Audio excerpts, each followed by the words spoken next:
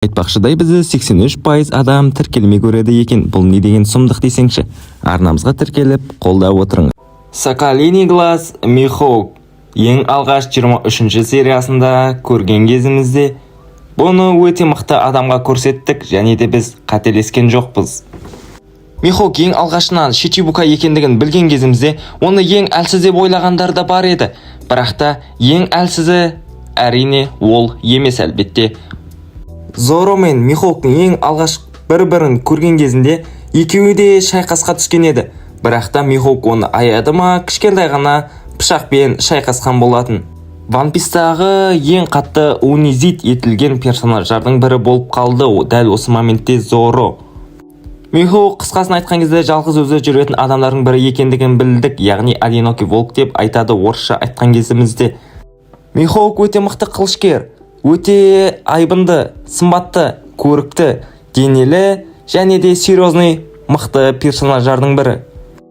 Зоро Чота Михоукты бағаламаған сияқты, бірақ та Михоук мұның әлсіз қылышкер екенін көрді де жай ғана түрте салды. Дәл осы түрткеннің өзінен ақ Зоро ұшып кеткен болатын. Осыдан ақ білуімізге болады Михоуктың қаншалықты мықты екендігін.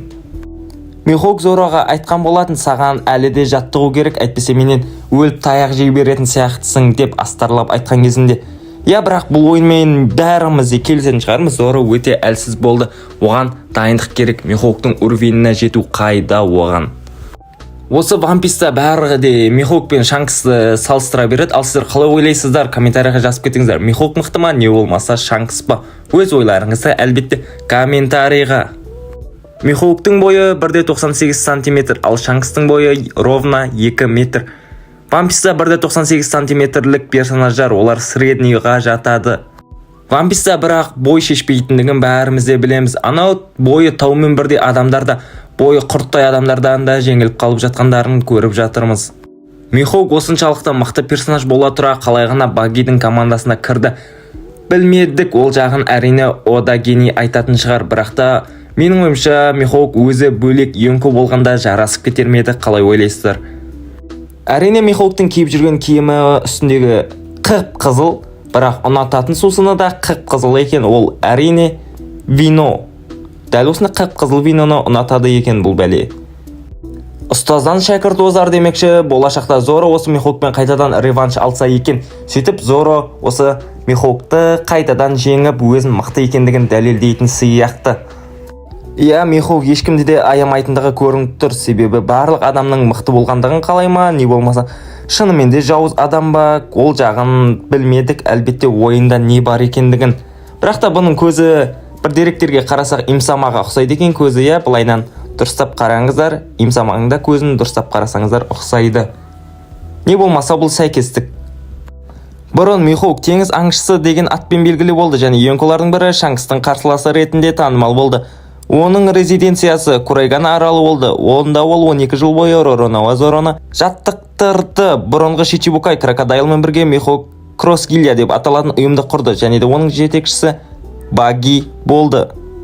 Оның артында әрқашан қара алтыннан жасалған кең илген жүзі бар үлкен семсер болады. Қылыштың өзі де кіріс тәрізді. Алтын күзет қызыл моншақтарымен инкрустацияланған тұтқасы таңғышпен оралған. Соңында ерекше үлкен тас бар. Бұл ең үлкен 12 қылыштың бірі. Оның аты Йору. Михоуктың бойында не бар? Адамнан тыс физикалық қасиеттер жылдам қалпына келтіру, қаруды меңгеру, қоршау, қиғаш соққылар, энергетикалық манипуляциялар, шабуылдар, заттар, денені нығайту, көрінбейтін кедергілер, дененің объектілері, шабуылдардың айналасында экстрасоналды қабылдау, сезім, эмпатия, жалған болжау, қарсылық. Осының барлығы да Михоуктың бойында бар. Әлбетте мен Михоукты Шанкстан мықтырақ деп ойламаймын, бірақ та оның воля вооружениясы көзге көрінбейтін энергетикалық қару-жарақ жасау, немесе денені тікелей нығайту арқылы шабуыл мен қорғанысты күшейту. Сондай-ақ дьявольский фрукт жемістеріне қарсы тұра алатындай мықты күшті қасиеті бар. Ал Шанксқа қарай келетін болсақ, Шанкстың дәл қазіргі қолындағы қылышы, ол әрине Роджердің қылышы Эйс болып есептелінеді. Дәл осы Эйспен барлығында қырып жатыр. Менің ойымша Шанкс Михоуктан әлде қайта мықтырақ, және де оның барлық волясы ең мықты болып есептелінеді. One Piece анимесіндегі дәл қазіргі уақытта ең мықты воля осы Шанкста. Дәл қазіргі уақытта ең мықты мечниктердің бірі Драгуло Михоук. Оны әлемде монстрлардың монстры деп атайды. Кез келген Шичибукайдың ең әсерлі сыйлығы бар. Қылыштың бір сермеуімен ол мұзды жартастарды, кемелерді және алып қабырғаларды жарып өте алады. Зороның арманы Михоукты жеңу. Оның мәртебесін өзіне алу болып есептелінеді. Рухани тұрақтылық, рухани күш, мысалы басым аураны күшімен жаулап алған жандардың әсерімен немесе ерекше бақылау қабілеттерімен белгілі бір жаратылыс санасын жоғалтпай өзін басқара алады. Мысалы воля оған қолданатын болса, оған ешқандай да воля әсер етпейтіндігі анық. Және де Михоуктың ешқандай да әлсіз тұсы жоқ. 43 жасар Мечник барлық адамдарды жеңемін деген сөзінде тұра алады екен. Өзінің тұрақтылығымен, сенімділігімен баршасының жүрегін жаулап атқан, баршасының сеніміне кіріп жатқан Драгула Михоук жайлы сіз өз ойыңызды жаза кетіңіз. Әлбетте комментарийға сіздің жазған пікірлеріңіз біз үшін маңызды. Сіздермен бүгін болған мен Микопис, арнамызға жазылып қоңырауша түймешесін баса кетіңіз. Келесі видео кім жайлы болсын?